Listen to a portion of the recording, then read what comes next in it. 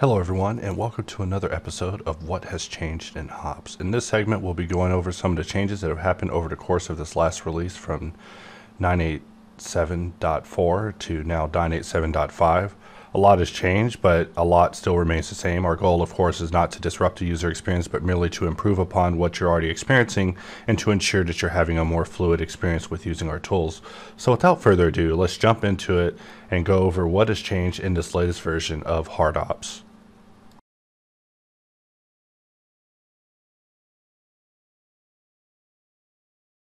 So here I'm using the LTS 2.83.12, my favorite punching bag, along with Blender 717.13, an older version of Box Cutter. And if we press Q, we see that we're using 9.8.7.1, which is an older version of HardOps. We can go under Box, and we'll just draw a box, and press V to begin arraying. And Box Cutter's array has its own growing pains that'll be addressed in time, but if we just shift this to live, we now have our array. So one of the main goals with array v2 was the ability to resume arrays better. So if we press Q and we just jump into array, we see that the objects have jump position, and when we modify it via movement, it's not even moving it on the right axis. So this was something that was found to be a bit problematic, especially because you have to press X to change the axis, and then you can press V to jump into 3D mode, and then you can get it positioned how you want and scroll segments in between. But still, that's too many keys for this particular operation. So here we are, still in 2.83.12 using 717.13 on the box cutter side, but if we press Q, we've bumped up a couple of versions and we're now using 2.87.3 on the HardOps side. So this version, we added the ability to start off in either 3D or 2D. So if we jump into it, we see that in 2D, it's perfect. You're able to just sit there, roll the wheel, not have your distance interrupted until you begin moving the mouse. However, if we were to go under our drop down and go to opt-ins and change our array type to be 3D on instantiation, this means at the moment that we start it, it's at the mercy of where our mouse is positioned. So I'll put my mouse here, and if we start array, we see that it just gets bumped a little bit. And the goal is to set up array, have array the way you want it, and then get in and resume it. However, the cool thing about this particular update is that you can now control click array, and it will actually add a new array. So if you're trying to just do a grid array, you can do that really easily by just control clicking it, and it will just add an array on top of it and automatically choose the next axis for starting that set array. So if we click off this, we can now jump over to the latest version of array. So now we are in 2.93.0 alpha, the most up-to-date bleeding edge version of Blender, and we're using 717.16. And if we were to press Q, we see that we're using 9.8.7.5, which is the latest version. Under our opt-in settings, we can see that we are using array v2 and we're under 3D. And this means that whenever we jump into array, there should be a kind of hiccup in the shape, similar to what you saw in the last example. However, new to this version is now a dead zone circle, meaning that while you're inside this circle, you can roll your wheel and adjust how many segments is added to the array without disrupting what's happening around it. However, the moment that you break outside the circle, you are in control of adjusting how the array can be adjusted. So let's set it to something smaller, press Q, jump into array. We are now able to get in and adjust the distance organically. In addition to this, array v2 now supports the ability to press 1 in order to stack things right on top of each other, which is something you normally wouldn't do with the cutter, but in times where you're making manifold meshes, you may want to press 1 or shift 1 in order to stack meshes precisely on top of each other. And previously that was exclusive to 2D mode, and that's also now a thing inside of 3D array. So to just show it one more time, we'll just click to apply. If we press Q and we start it, your mouse will have a circle around it, and in this circle there will be no mouse movement perceived or interpreted except for you rolling the wheel to adjust your segments until you move outside of it, and then you're able to freely move. And this actually extends to all modes of array, but especially whenever you're dealing with a situation like, for example, we'll press V and jump over to 2D, which is where I normally set arrays to 1 or shift 1. Now I can actually go in and adjust the segments on it, and it doesn't affect it with my mouse movement. Sometimes I twitch just a little bit and it ends up moving the array, and I'm just letting you know that now special care has been taken to allow for you to get in and adjust your array count without disrupting anything else that would normally be undesired. Array with one is something that we've tried on a multitude of tools. For example, when it comes to our array and hops tool, we also tried it. So I'm just creating a quick shape. And if we press Alt W, we can go to hops, and I'm just going to choose, let's see, array Z. And so now you see that I have an array on the Z axis. I can grab this dot and move it, but if I press 1, you can see that it snaps it precisely on top of it. So it's always been kind of a thing with us in HardOps to be able to snap arrays precisely on each other, since it allows us to go back and do things like set up curves and deform them. In hops, there's a curve modifier menu that, when used, also allows you to use of an F9, which is something that I just found Blender to be lacking, but I hope that that becomes a thing someday. So we'll just stretch this out, add a few more loop cuts, and just like that, we've created an array deforming asset that's perfectly sitting on top of each other. However, in order to really get this thing to look right, we'll need to go in and deal with the either merge options or just add a weld modifier at the end, which will also clean this up. So for the purposes of this example, I'm using 2Shape V2 instead of 1.5 just because I like the presentation of decap with V2. If I were to press QOT, I can roll the wheel back once, which will put me in decap mode, and whenever I move the mouse, I'm actually setting up basically a decap array mesh. And if I were to press C, I can bring my caps back, which shows up in the form of these lines, so I could just tell if I'm cutting too far or into the wrong area. So if we just click, we've now created an array decap mesh. So I'll just press GZ and move this up. And one of the key things with array is that, the ability to press 1 to snap is something that we've always been able to do. For example, here I am using Control Shift in order to drag this out. However, in order to move the distances, we see that it breaks down with this particular type of array. So let's go back a moment and let's jump into array V2. Well, now that there's this dead zone circle, I can go in and adjust the amount of segments to it and not have to worry about adjusting this by accident, because sometimes you just want to get in and adjust a count to extend or shorten your asset without having to unnecessarily mess with your distance, which would cause you to have to control tilde, go into the behavior helper or the hops helper and deal with the array properties explicitly. When it comes to array, a lot of work has gone into making it even easier to use than ever, so now users should be able to get in and easily use array with the 3D mode, which I hope to see come to Boxcutter in the future. Being able to control click and add a new array as well is something that will be essential for making grid arrays on the fly without a whole lot of difficulty. And this is just the beginning. There's more that we plan to do with array as far as interactivity and ways to expand on its functionality, but for now I'm proud of its ability to be able to jump in and resume itself without having to break any of the previous systems, and also allow users to jump between arrays and choose which ones you're wanting to adjust on the fly just via control scroll, similar to how one would do with Bevel. But just letting you know that we are at it round the clock when it comes to getting these tools working at their best, and I'm quite proud of the work that has gone into array for this particular release. A few releases ago, we introduced Polygon Debug, which can be located under Mesh Tools, Selection Options, and Polygon Debug. By toggling on, it will show you the N-gon and triangle state of your actual geo. So depending on the modifiers, it will show it only if it's actually the derived geo.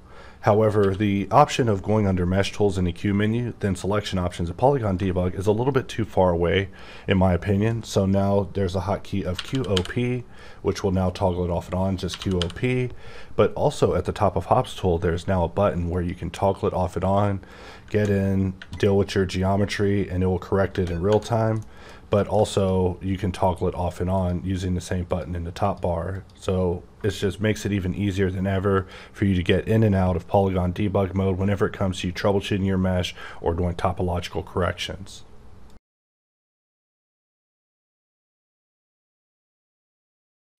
So for this particular example, we will Shift A, insert a cylinder. We'll just delete the top faces, and we'll just Control R, roll some loops in here. We'll select all the geometry, press space, and type in poke to poke the faces, and then press Alt J to requad it, which will give us a redirection. From here, we can add a subdivision, and then we can click on cloth. If we go under cloth, now in the floater, if you scroll over the parameters, they'll be a little gentler to transitions compared to previously. Previously they were a little bit harsh. Instead, if you use shift, you'll notice that I'm now scrolling over whole numbers, but the general shift scroll experience will be a lot gentler, so you're able to find those fine values without having to hold down additional keys. You'll also be able to get in and do the same thing on the shrink side as well. This has been adjusted, so now I can shift scroll in order to roll it at an accelerated rate, or I can just roll it gently to have a more gentle cloth experience. Of course, keep in mind that when it comes to using Hops cloth, that the moment that you use it, it creates a V group based on the boundaries of the shape. If you're unclear on what the boundaries of your shape is, just going under select and select loops will mark these as a boundary loop. And so if we were to jump over into weight paint mode, we can see that on the first frame that our weight groups are set up to this, and this is what prevents our cloth from actually falling to the ground. Of course, weight paint will break down a little bit when it comes to cloth, and just to make it look better, we'll put a subdivision at the end and allow it to set smooth. And we can even at this point jump back into cloth, lower the pressure till we get something a little more reasonable, and expand on the shrink ever so gently depending on what level we want the cloth to exponentially add to. And then of course, if you want it to reset with every setting change, you can still do that by turning on the reset button, and then every time you scroll to change a parameter, the cloth simulation will start over. For this, we'll choose apply, which means that whenever this applies, it will apply any modifiers before the cloth up to the cloth, including the cloth. So whenever I click the checkbox, the only modifier that will remain will be subdivision.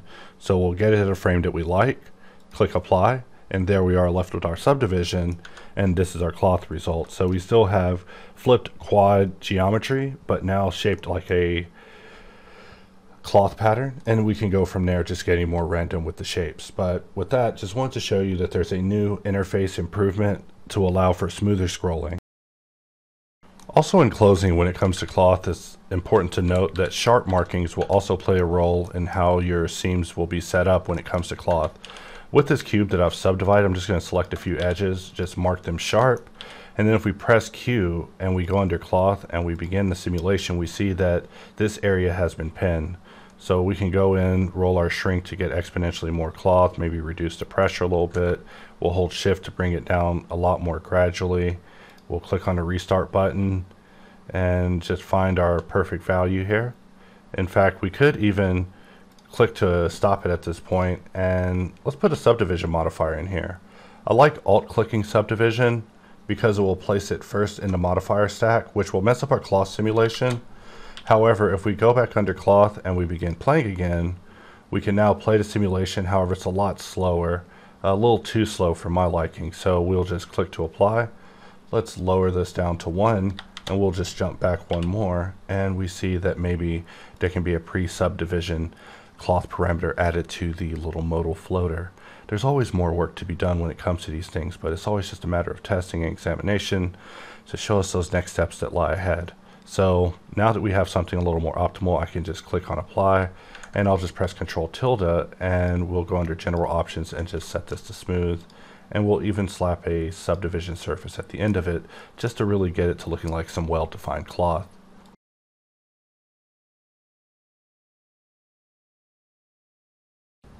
So now for the featured presentation. So Select Tool is located by being able to just shift click on reset axis, align, and select. But in edit mode, you can also bring it up by shift clicking on mark. You will just shift click it and it will just jump you into Select Tool. It's quite nice. You can just go in and just quickly select something and grow your selection. It was intended to be used for a laptop. In fact, let's cancel that operation. And now we're in select, where I can select a point and grow my selection with Control Scroll, which is just something I miss.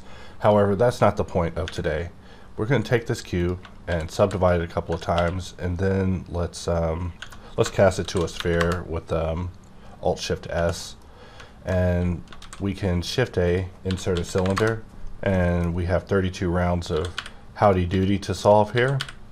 So let's just get on with it. So we're just going to create a difference, and we're just going to apply all the modifiers just so we can get on with it.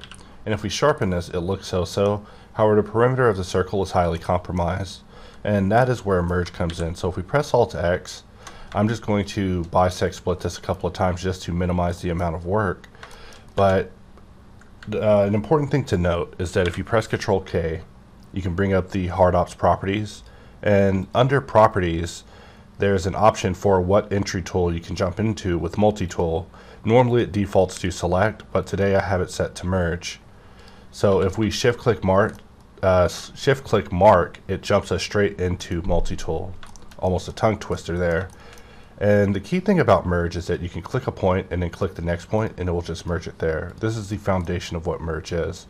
However, new to this version is you can now click a point and drag, and it will now gravitate points to that region, allowing you to clean up. The undo system has also been improved, allowing for Control Z to be used even in operation. Just like you saw me make a mistake there, I was able to get in and clean it up pretty quickly.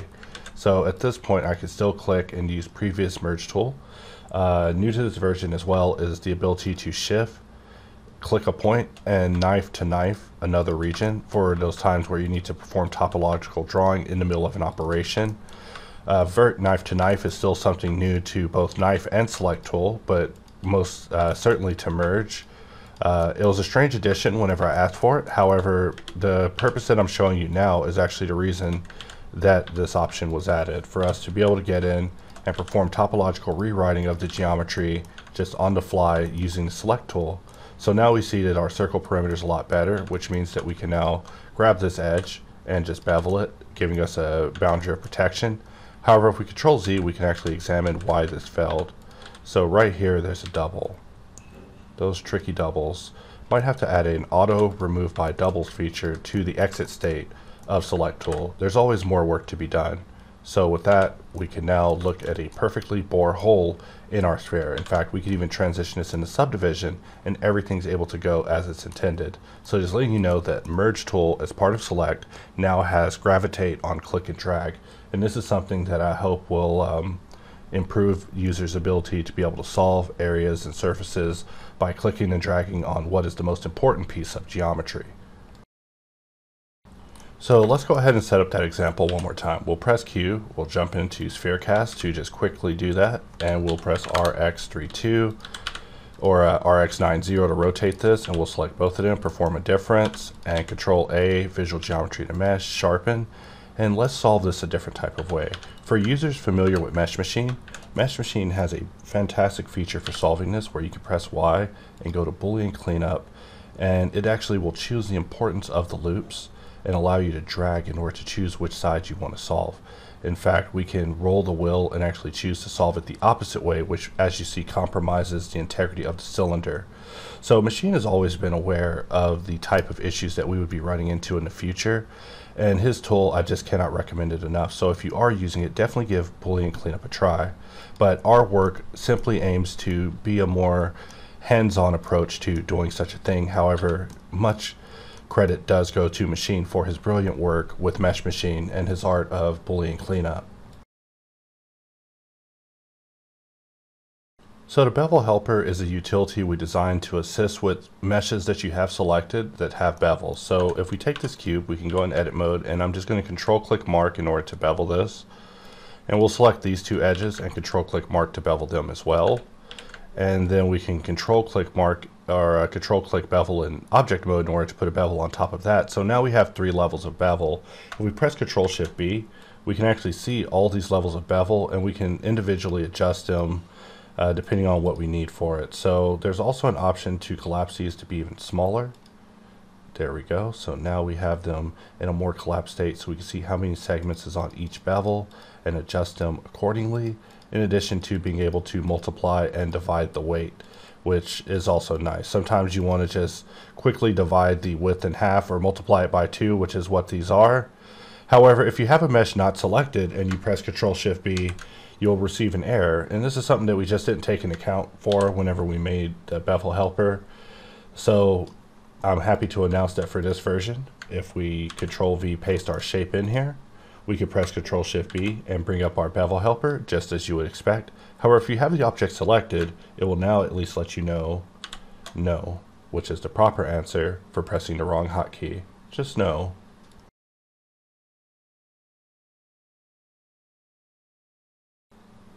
Base control is a system that we use to control almost all of the modals and try to unify their input in a system that can be updated all at once instead of going through 100 different types of operators and modals to adjust their controls. If we press Alt-V and B in this older version of HardOps, we see that whenever I press the arrow keys up, down, left, or right, nothing changes. If I press the bracket keys, nothing changes, plus or minus.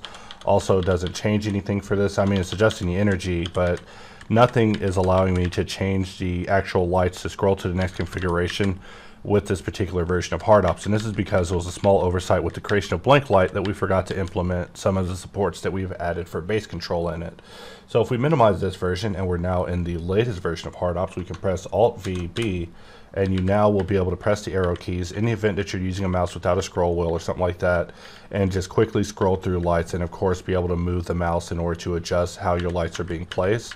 There still, of course, continues to be a mode where you can tab into an expansive mode to adjust the lights on an individual level, scroll them out, turn them off temporarily if that's needed for you to be able to adjust them on an individual level. But just letting you know that improvements have been made for making base control more supportive of not only blank lights, but just trackpads in general.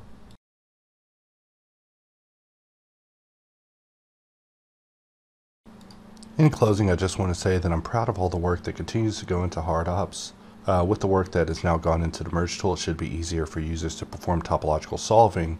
And with Array v2 being even more stable than ever with resuming and starting arrays as well as gridding them up, users should be able to get the most out of using Array compared to previously. Now that base controls are improved, it should allow for trackpad users to have a more fluid experience, as well as being able to change your blank lights if you're not using a rolling mouse. But there's always more work to be done, so I hope users get in and try some of the things that have been shown in this video. But without further ado, we'll go ahead and close this up, and I will see you guys next time.